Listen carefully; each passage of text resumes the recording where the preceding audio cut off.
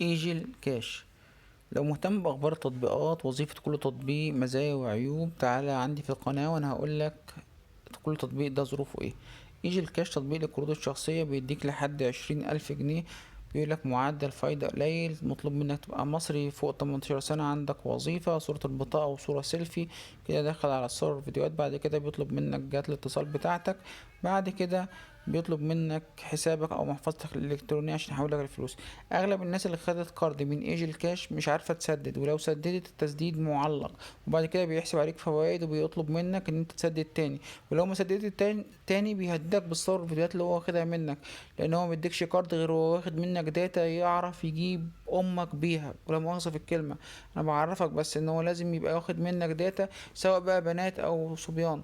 فنصيحة مني، بلاش تحمل تطبيق ايجل كاش، لانك لو خدت قرض حتى لو جيت تسدد فانت تسديد معلق على التطبيق، او مفيش بيسمع في التطبيق ان انت سجلت عشان تقدر تاخد قرض تاني، او حتى تبقى خلصت منهم.